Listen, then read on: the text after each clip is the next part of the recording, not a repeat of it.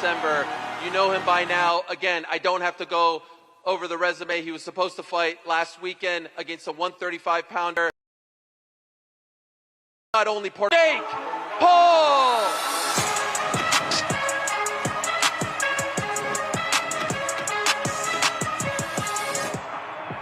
He's actually here.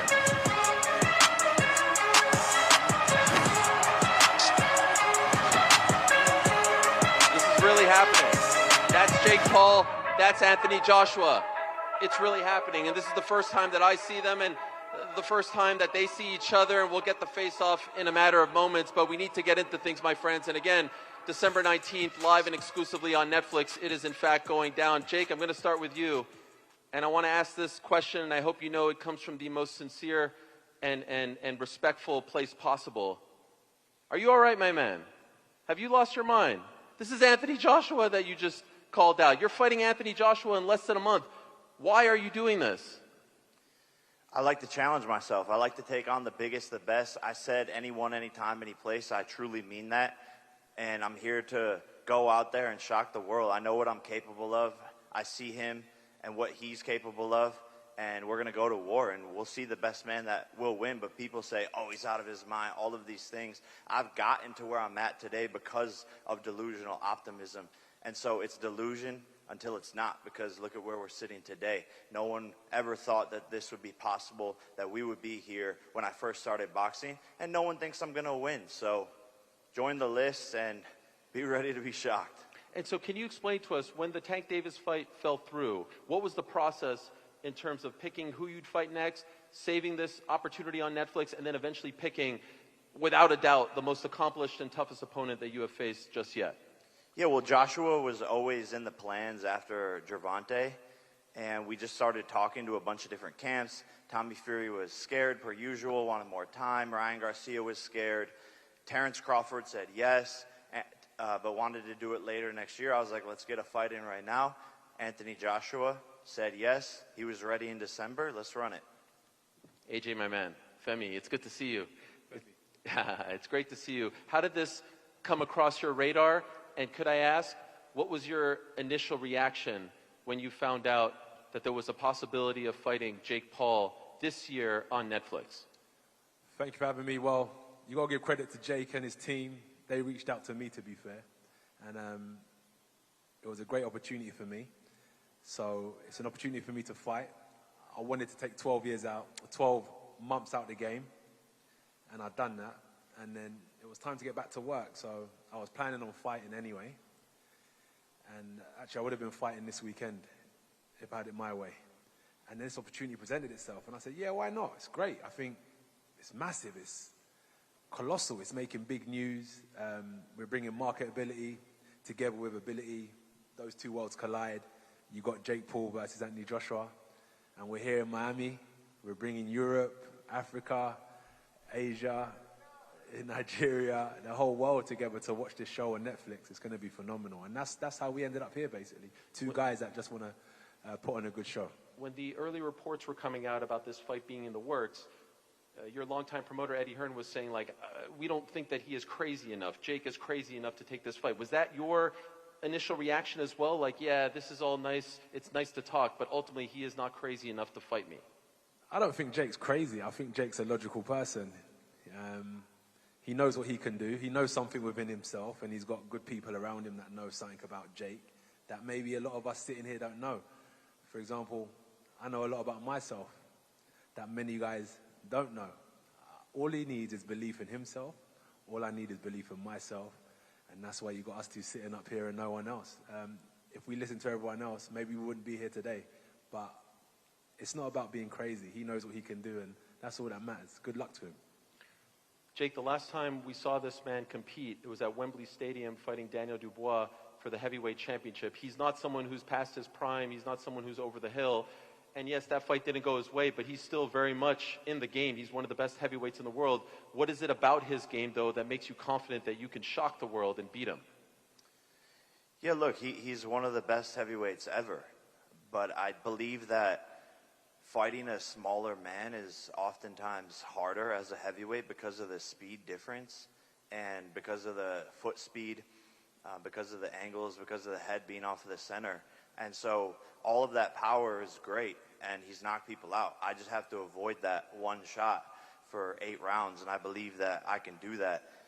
So when I'm bouncing around the ring, jabbing, weaving, and doing all of these things, I know I can pick them apart and score points and make this a very, very big contest. People say, oh, I respect Jake Paul for getting in there. No, respect me because I'm about to win.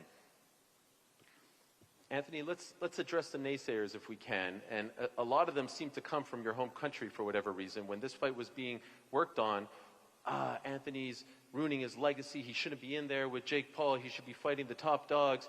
If it goes past 2 rounds, you know, it's a stain on his resume. It's a stain on his legacy. What do you say to the people who say you shouldn't even take this fight, let alone even what happens if it goes past the 2nd round like the Ngannou fight did, that this is now a stain on your legacy?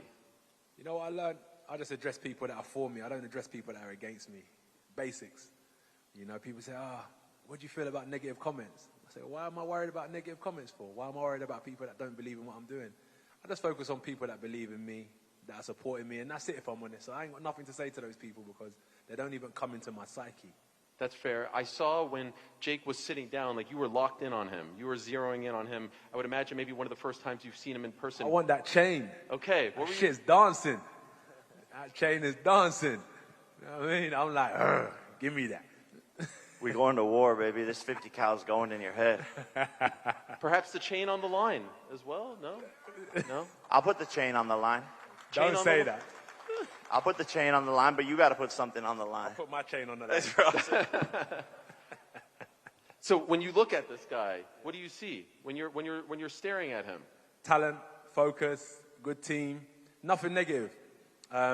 He's here to do his job. I could sit up here, as I said, and try and address all the things that Jake doesn't do good.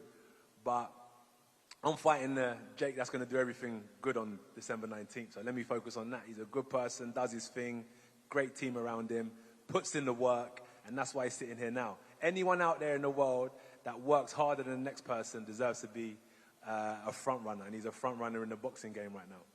Respect.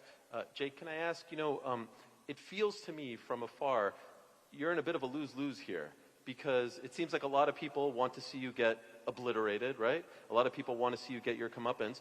And if you do pull off the upset, or if this fight goes the distance, again, the whispers will start to come. People will discredit you. People will say, this, that, and the other about the fight. How do you balance that, and how do you deal with that?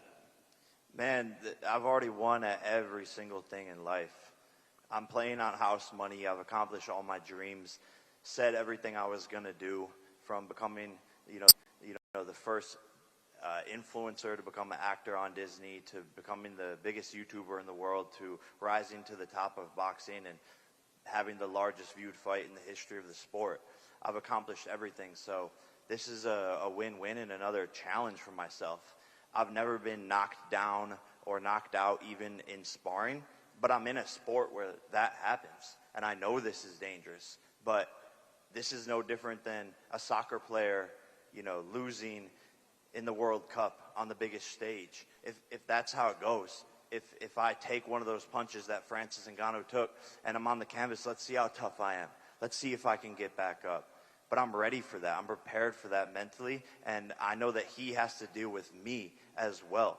This is not as one-sided fight as people think, and I have power. I have the ability to put people to sleep, and so that's why I took this challenge. And I know it's crazy and all of that, but I'm excited.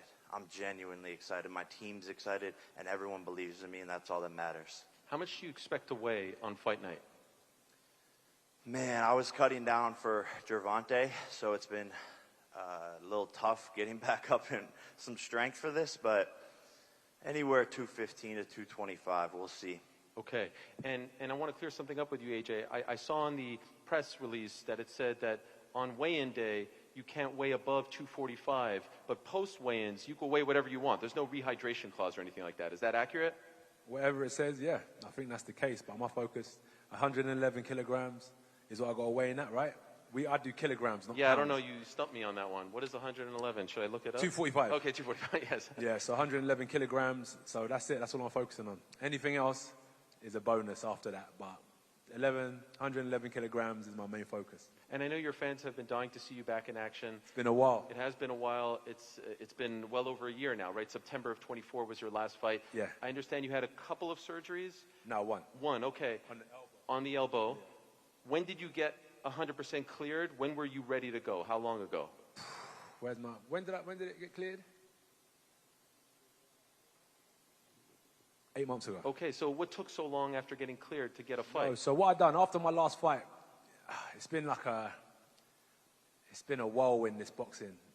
So I've been trying to create businesses on the side and what I've been doing. So after so many years, where I'm a CEO of businesses and I'm boxing, I've decided to shut down a lot of businesses so I can put all my energy into sports. So I took 12 months out of the game, realigned my vision board, and consolidated a lot of things, trimmed down my team.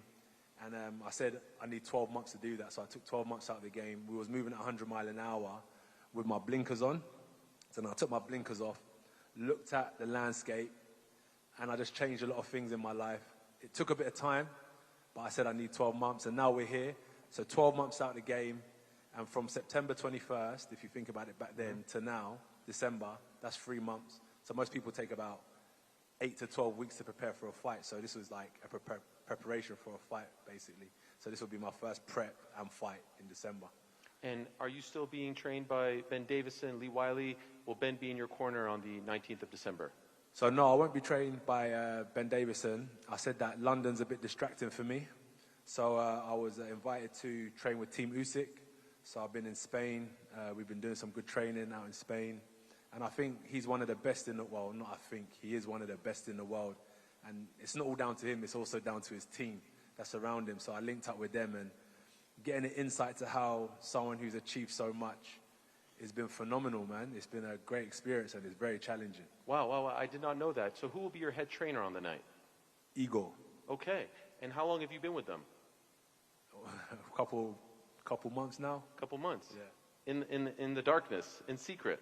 No, it's not a secret. Are you sparring with Usyk? No, I don't spar with Usyk. Okay. Usyk's, he's training somewhere else at the minute, but he's been in camp, but he's in and out of camp. Okay. So right now he's training somewhere else. Jake, what do you make of these changes? This is some breaking news. Yeah, no, I mean, it's great. I mean, obviously, he's training with the best in the world. He is one of the best heavyweights in the world. We expect nothing less. It's great. And I want the best version of Anthony Joshua on December 19th, and it's going to be the best version of Jake Paul that you've seen, and we'll see who's better. Last week on the Eubank Ben broadcast, Turki Al-Sheikh was laying out plans for Anthony Joshua. Said he had a fight in February, said he had a fight in the fall. Does any part of you relish the opportunity of perhaps ruining some big plans for AJ and the team in 2026? Yeah, 100%. It's a massive mistake to look past this, seriously. I'm putting a stint in all of those plans. Don't book anything. Don't arrange flights and hotels. I'm knocking this guy out, becoming the CEO of Matchroom Boxing, and changing the plans. And it's going to be me versus Tyson Fury next year. Do you feel like you are being disrespected with all these plans? You know, even Eddie talking about, like, it's a nice little Christmas gift, and we'll go in there, we'll make some money in Miami, we'll become big stars here in the United States, and then we're on to the serious stuff. That's the way it's being laid out. Yeah, I mean, look at the last time they came to America and what the plans they had were. Andy Ruiz stopped that. So this is Andy Ruiz 2.0. AJ, can I ask you about those plans? Are those in place? Are you viewing it the same way that the people around you are talking about it? What about fighting February? Well, they're saying we have a date in February, we have a date in the fall, the Tyson fight is being discussed, but you do have a fight already booked that's, you know how the game goes. Yeah, if I'm going to be honest, I'm going to break his face, I'm going to break his body up, I'm going to stomp all over him. That's my mentality, right? That's a fighter's mentality, and I know what's in my heart, I know what's in my mind, and I'm here to compete. I'm here to prove myself that I'm the better fighter, so I'm looking forward to it, and I'll do that until I finish fighting, no matter who it is. Who are those opponents lined up for you in 2026? My focus is on Jake Paul. Okay, all right, fair enough. Is that true, though? Do you have those two fights lined up already? They're not signed, they're not sealed, but they're opportunities, really. They're just opportunities in the game. But my main focus as signed and sealed is Jake Paul, so that's all I've got in front of me. Do you agree with the assessment that if this fight goes longer than the Ngannou fight, it's kind of No, Jake's a completely different fighter to Ngannou. Ngannou and Jake are completely different animals, so I can't compare the two together. Ngannou never boxed before either. Jake's boxed before. They're just different. Ngannou's a lot more slower, a lot bigger and more powerful. Jake's quicker. Jake boxes in a completely different style. Ngannou's more upright. He can switch his southpaw and orthodox. Jake doesn't really do that. They're completely different fighters, if I'm honest with you. So I'm not trying to compare. At the end of the day, it's just what happens at the end of the night. I'm not in there to try and knock Jake out in 10 seconds or 8 rounds. I'm going to go in there and do a job. I'm going to want to hurt him. You know, I'm going to want to really hurt him in the ring. That's what I want to do. That's what I'm here to do. And Jake mentioned the Andy Ruiz fight. Up until now, that's your only fight in America, a pro fight in America. Do you view this as an opportunity to right that wrong, to reintroduce yourself to the American public? No. I'm here for a job. I'm not here to reintroduce myself to nobody. I'm not here for any of that. I'm here to fight Jake Paul. That's it. And Jake, can I ask you before, and we'll get to the media in a second here, just an opportunity to bounce off both of these guys. Do you, some of the talk has been the chin, right? Andy Ruiz, Dubois. Do you subscribe to any of that? Do you feel like there is a reset button there, or do you think that that is not fair to AJ? I don't think it's necessarily fair to AJ. I just know that I have the power and the timing. It's the shots that you don't see coming that knock people out. And I'm a tricky knockout artist that people don't give me enough credit for. I've won knockout of the year. So he has to be careful. And I do have the timing, the speed, and the tricks up my sleeve to be able to hit a shot on this guy that he doesn't see coming. What do you think? What do you think? Yeah. You're asking me. Rike, you're on the podcast talking about your opinion all day. That is true. Please check it out. It's called the Ariel Helwani Show on Uncrowned. I can't believe that we are standing here, honestly. Yeah. I give him all the credit in the world. Oh, you don't give me no credit? Well, no. I'm going all the credit in the world. And I've been one of your biggest supporters and backers. I think you are disrespected and mistreated in the UK. Why do you always focus on the negative? They're always, because they focus on the negative, and I think that you deserve credit for taking this and not subscribing to the notion that there's people out there that give me credit. Okay. We focus on those people. You are one of the greatest heavyweights of all time. You're one of the faces of boxing, not just UK boxing. You have sold out multiple stadiums. Your win over Vladimir Klitschko is one of the all-time great moments. You're an Olympic gold medalist. The fact that you are taking this challenge and not saying that you are above the challenge. No, I'm not above the challenge. I've got to work hard. Says a lot about you. Yeah, that's what I've got to work hard. I've got to keep my head down. I've got 4 weeks. I've got to put the work in. I'm not here to announce myself to the public. I've got to come in under the radar, do the promotional agreements that I've signed up to do. Nothing more, nothing less, and get the job done. That's what we're here to do. I do get worried, if I'm being honest, when I hear all this talk about February and fall. But that's what a good promotional company should do. That's why I wanted to know if it was in your psyche as well. No, it's not. A good promoter, a good manager should always have plans for the future. But from where I sit in my chair, on the general's table, I've got a job at hand, and that's where my mind is. By the way, who's the opponent that you were supposed to fight this weekend? He's in Jake Paul's camp. Who's that? What? Yeah. Is he here? Jake Paul's camp. What's his name? Cassius. Okay. And where was that supposed to be? In Already Rio? whooped that ass. Sorry, Cassius. Oh, damn. Where was that supposed to be? He got a broken knee right now. Where was that supposed to be? That was going to be in Saudi Arabia. Okay. Yeah, so we had a good plan lined up to fight in Saudi Arabia.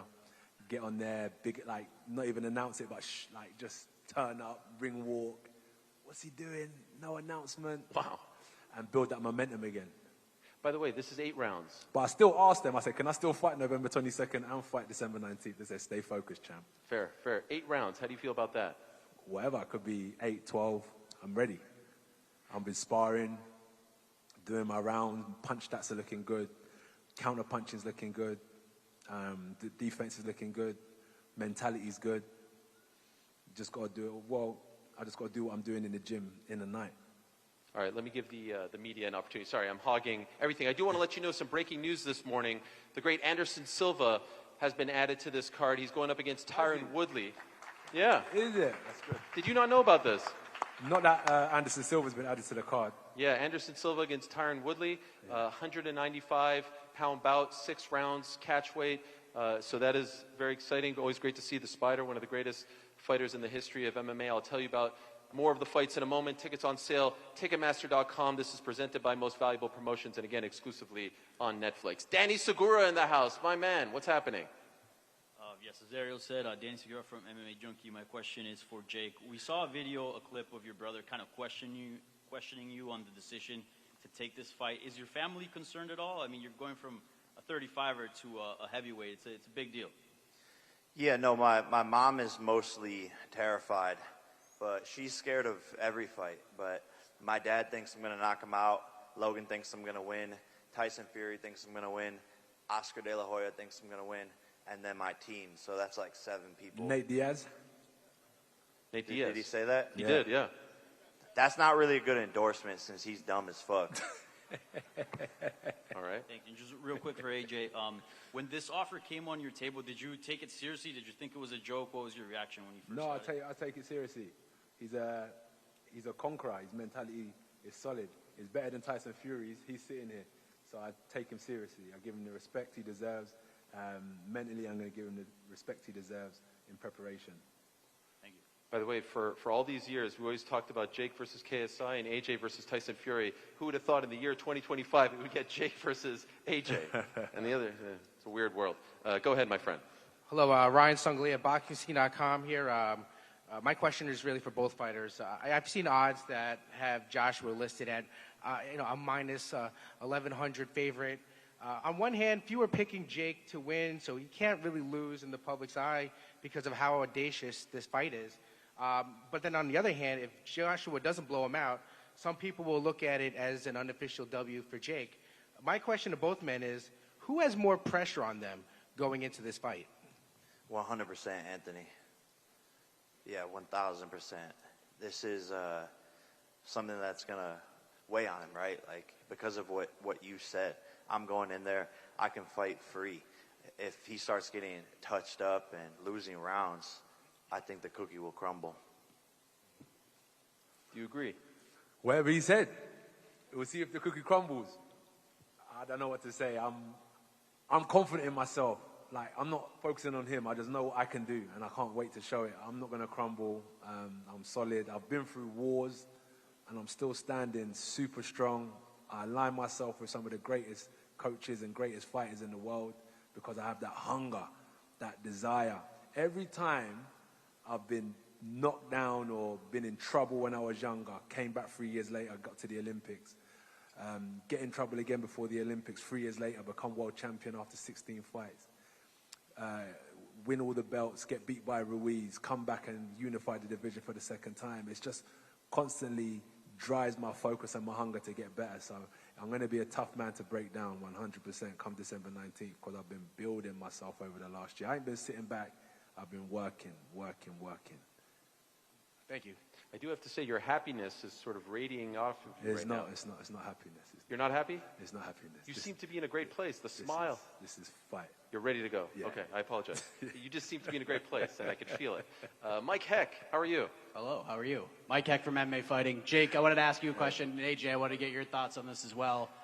After the Tank Davis fiasco, Francis Ngannou was one of the reported names, and not only did he sort of publicly turn it down, he said he actually felt disrespected that he was even brought up into the conversation. So I wanted to get your reaction to that, and then AJ, since you fought Ngannou, I want to get your reaction to Francis turning that fight down as well.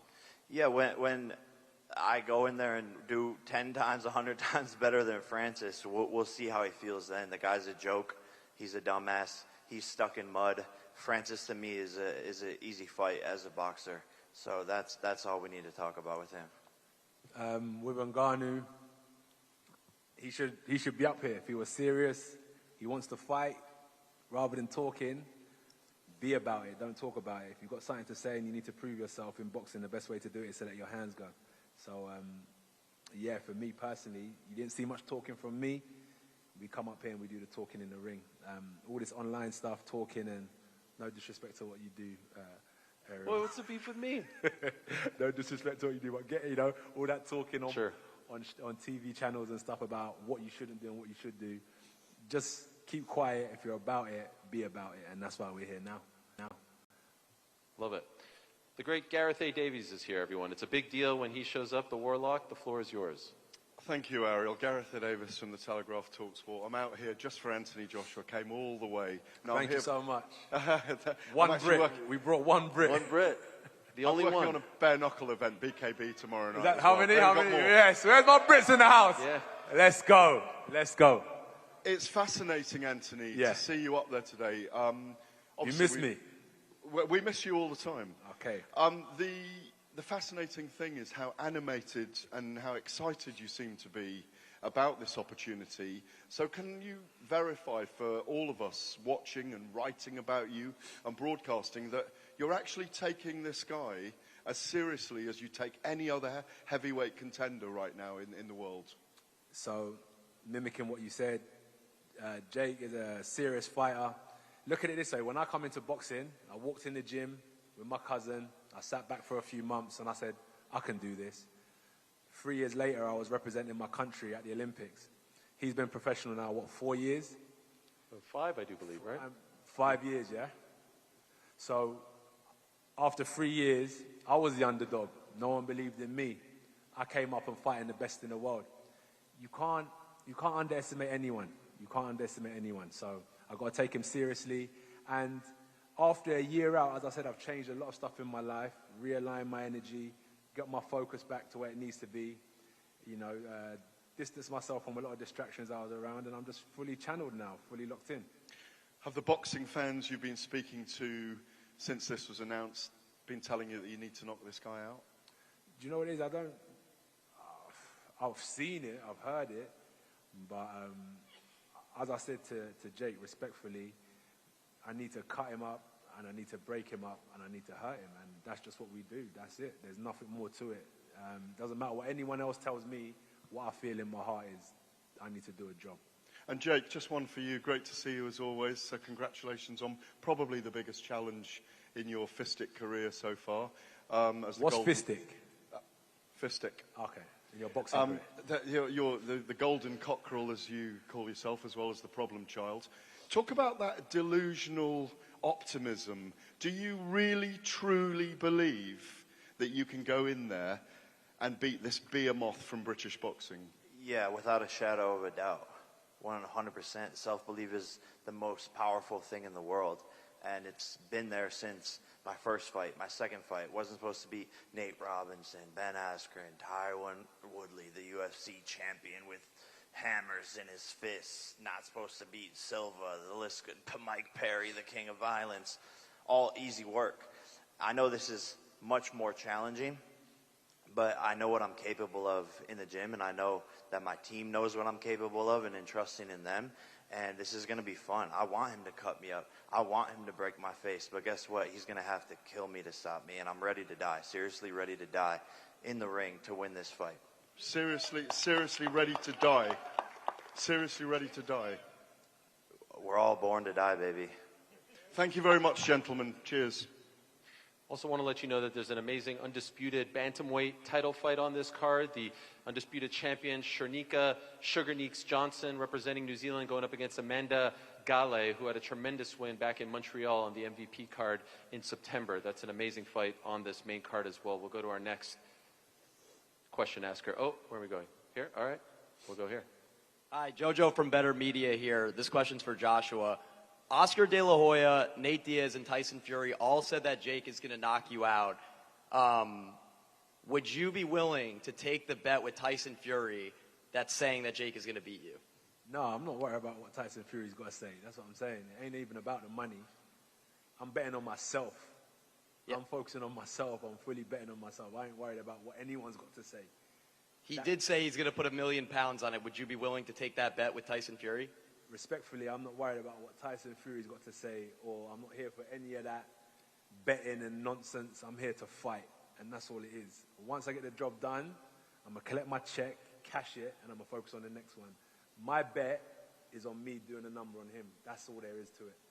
Yeah. And for Jake, Tyson Fury's willing to put £1 million on you to win. How does it make you feel that his brother Tommy won't even fight you for $10 million? A lot of people in this sport, believe it or not, are actually bitch made. Anthony can attest to that. That's correct. That's why we're up here on this stage, because we're both always down to run it and throw hands. Tommy's, lost. He's a lost puppy. No one watches his fights. I'm the only thing that he's got, so he should be on his knees begging for the fight. We did offer him it, and he said he wanted more time. So we tried. We've been trying. Same with KSI. These guys just don't want to step up to the plate. I'm not afraid of anyone or anything, so I'll go to the bigger challenge, a bigger fight, and do bigger things with Joshua, and that's why we're here today. All right, thank you, guys. You know how I know AJ's switched on? No AirPod. You've ditched the AirPod. Yeah, That's how I know you're focused. Have you seen the open shots? Well, you had those, but you're not even listening to them, so it doesn't count. Yeah, exactly. We're locked Are you in. listening to anything? Nah, no. Okay, that's how I know. He's focused. All right, my man. How's it going, Jake, Anthony? Hello. Travis, weighing in with Travis Hartman. I actually fought Terrence Crawford in the pros, and I went the distance with him in the decision that I lost. So I respect what you guys. Thank you, brother. I appreciate Respect it. to you, bro. Respect. This first question is for you, Jake. Have you heard of a guy named Sam Gerard? No. Have you heard of a guy named Christian Solano? No. Derek Campos? No. John Medina? No. Billy Daniels? No. And the reason I ask that is because in Floyd Mayweather's 14th pro fight, he fought Sam Gerard. Canelo fought Christian Solano. Terrence Crawford fought Derek Campos. Muhammad Ali fought Billy Daniels. In your 14th pro fight, you're fighting Anthony Joshua.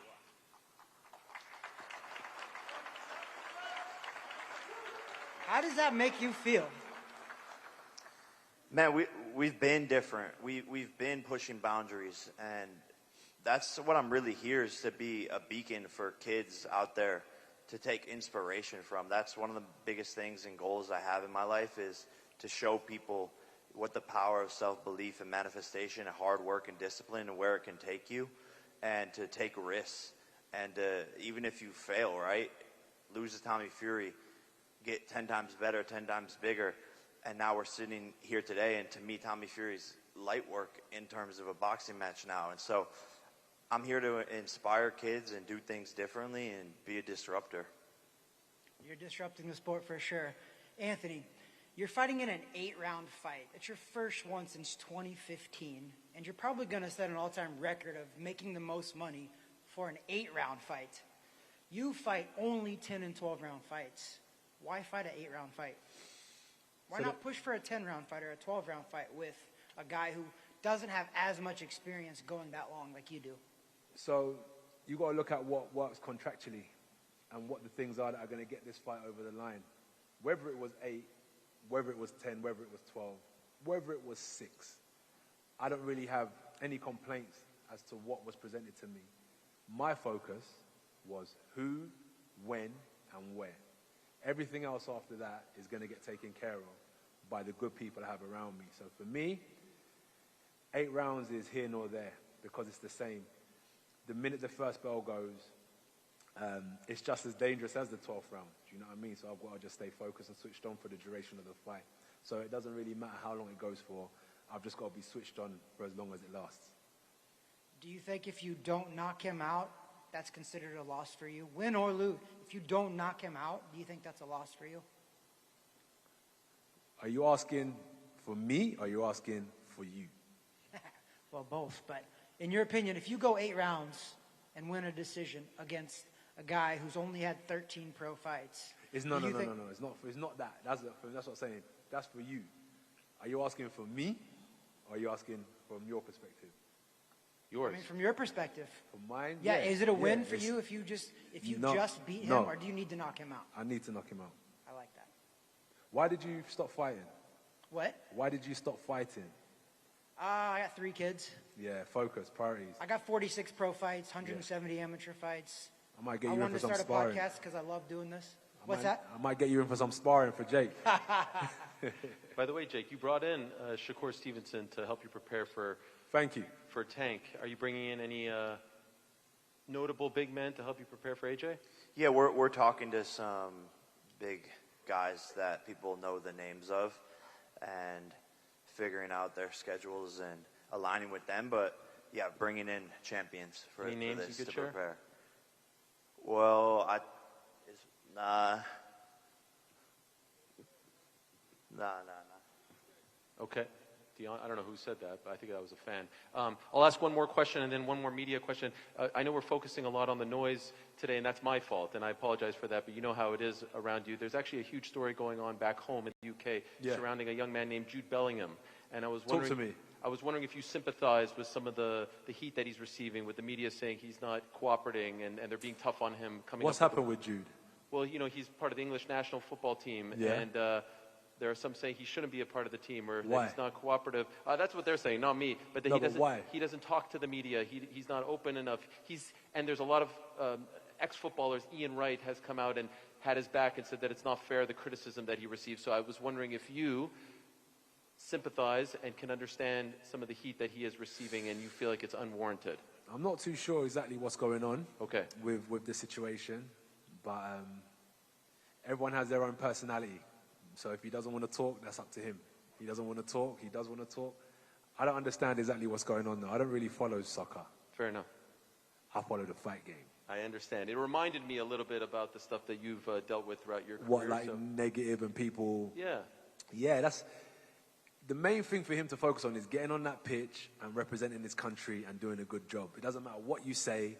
That's what we don't need to focus on. He is probably just tunnel vision, which most people can never understand what it takes to be in Jude Bellingham's position. Jude Bellingham is under immense pressure every day of his life. So it might just be one of those days. It could be one of those years. But let him do what he does on the pitch, and that's what we need to focus on. Okay, one last media question. Oh, right over here. Ellie Seckback. There's a few media. Let the media guy, excuse me. Okay, yeah. I'll be here all day. Come on, Ariel, man. I was listening to them. Stop hating on them, bro. All media, please come up. Trust me, I got a million more questions for you Let's guys. I don't do want this one this quick. I'm having a blast. Ellie Seckback, what's good? Ellie Seckback reporting. First of all, this is huge for boxing. It's a major, major fight. Props to you and Jake. For both you guys, what do you do good in the ring, and what do you think your opponent does better? Okay, cool. For me personally, I'm very durable. I'm going to come forward and I'm going to impose myself. I'm going to land heavy punches and I'm going to make sure I'm going to expose him to certain tricks in boxing that he may not have seen yet. And I'm going to bring him to another school of boxing that I don't think he's been exposed to yet. So there's a few tricks I have up my sleeve to show Jake December 19th. Yeah, quick, fast, great footwork. Big chin, take shots, big heart, lion-hearted, sneaky knockout punches coming.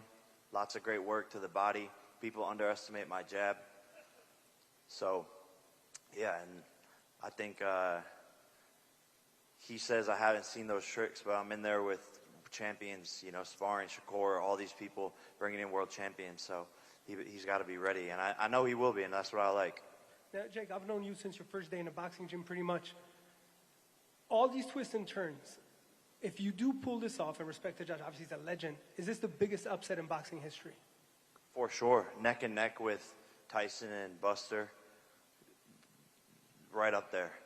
Biggest stage. This will probably be the second most viewed fight in the history of boxing behind me and Tyson. And I'm going to go in there and win and shock the world. And Anthony, if you win, what does that say? Massive, big news. Big news. That's why I wanted to take this fight, is because I knew the opportunity that it presented in the build-up and the aftermath of a victory as well. So it's a great opportunity for me to announce myself as a dominant figure once again, as I did with Francis Ngannou. Different fighters, but that same mentality, go in there and showcase what you can do. Thank you, guys. You know, it's big when your biggest detractor, Jake, Dana White, is saying he's going to tune in. So you know it's cutting through. He watches all my fights secretly. Oh, okay. All right. Fair enough. There was one more that AJ...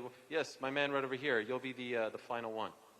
Max Calendrill with the Spit Bucket Podcast. Thank you both for coming to Miami. We're really excited to see both of you. I want to ask a question for Anthony Joshua. Every time you've taken a defeat in your career, you've come back better, stronger, more motivated, and looking explosive. What does that set in you each time you take a loss, and how motivated are you to take on Jake Paul in this bout? It's that grit. I want to be up just as much as people want to see me down. The negatives, the people that don't believe in me, is how much I want to be where I need to be. I'm just hungry, devoted, dedicated, and that's why I'm chasing. Give me more. All right, cool. Ben Davison, phenomenal coach. All right, you know what? Usyk, Ben, what do you think? Ben said 100%. That's a great move. Went out there, spent time with the 3-time undisputed champ. They're killing me, drilling me, but this is where I need to be. And that's how serious I'm taking Jake. Respect to him. I'm not only fighting Jake, I'm fighting his mind, the psychological aspect of Jake that I need to break. A man who believes in himself. They say he's delusional. I've got to break that delusion and bring him down to a reality check. Make him have a reality check in the ring. And quick question for Jake. You know, you switched from Gervonta Tank Davis to Anthony Joshua. You put on your Twitter, first David, now Goliath. You're going straight to Goliath instead. How was that mental switch from Gervonta Tank Davis to someone like Anthony Joshua? It's fun, man. It's fun. You know, there's a foot difference and like 120-pound difference. But, bro, I mean it when I say it. I'm going to fight anybody and all of these people. And I think maybe people are actually starting to understand that I'm down to put it all on the line and do these big fights. And it's nice being a heavyweight, being able to eat pasta all day. Thank you both so much. We cannot wait. The chemistry, if you will, seeing Anthony in this place, seeing the challenge that you're taking on, seeing this poster, Netflix, biggest platform in the world. What a blessing it is to be here. Again, December 19th, live and exclusively on Netflix. No pay-per-view, just subscription required, just like Jake and Tyson and Serrano and Taylor 3 and, of course, Crawford, Canelo. That's it. In front of the world, over 300 million subscribers. Tickets on sale right now via Ticketmaster.com. We are going to face these guys off. But before I do, last question. They were telling you, Paul, hey, Paul, I'm working here. Official prediction. What is it? You got to tune into Netflix December 19th to find out. We're not going with a specific round. You said knockout already. That's my dream. I got to bring it to reality. Jake? I can't say. Official prediction. I think a 4th or 5th round knockout by me. Damn. There it is. We're going to face these guys off. We're going to bring up the CEO of Most Valuable Promotions, co-founder, Mr. Nikisa Badarian. It is, in fact, happening. Frank Smith, the CEO of Matchroom Boxing, here as well. Great to see him in attendance here in Miami. And my friends, it is, in fact, going to happen. The very first face-off is about to go down. Let's bring back Jake Paul and Anthony Joshua right here and now for this inaugural face-off of an 8-round heavyweight battle that is going down December 19th, live and exclusively on Netflix. Let's go. It's love for my brothers and debt to a traitor. Let's go. She might decide to say no to me now, but say yes to me later. Let's go. Her ass is all natty like Florida Gator. Let's go. You switch on the guys and supported a hater. Let's go. What's the get back for niggas? It's TBD. I look at this shit like a BTC. Could be down this week and I'm up next week. I don't give a fuck if you love me. I don't give a fuck if you like me. Asking me how did it feel.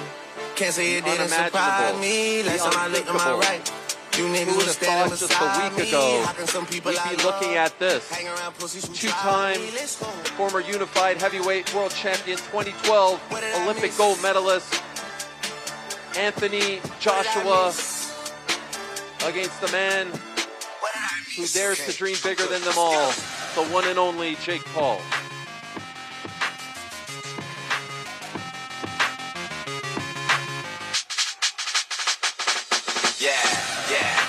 December 19th, Miami, Florida, Kaseya Center, live and exclusively on the biggest platform in the world, Netflix. Tickets on sale right now, Ticketmaster.com. What a sight, what a fight. Thank you so much for watching. We appreciate you all so very much wherever you may be. Have a great day, and we will see you all on Fight Week in less than a month's time. Good night. And Audrina, eat your heart out. I used to listen to you, don't wanna bring arms out. I've got so many clothes, I keep some in my aunt's house. Disturbing London, baby, we about to branch out. Soon I'll be the king like Prince Charles. Yeah, and there ain't nobody fresher. Semester to semester, raving with the freshers. 20 light bulbs around my table and my dresser. CLC compressor, just in case that don't impress her. Say hello to Dexter, say hello to Uncle Fester. Got him gazing at my necklace and my crazy sun protectors. G-shots, I got a crazy on collection. Haters, I can't fucking hear your reception. Yeah, we bring the stars out. We bring the women and the cars out. Let's have a toast, a celebration, get a glass out. And we can do this until we pass out. Let it rain, let it go away. We won't come down until we hit the ground and pass out. She was meant to last me 24 hours, right? Yeah, they say hello, they say hola, and they say bonjour. I'm pissed I never got to fly on a Concorde. I've been Southampton, but I've never been to Scunthorpe. I'm fucking crazy with the kicks, call me John Claude. I'm about to be a bigger star than my mum for. Cause every day I got a groupie at my front door. Now I drive past the bus I used to run.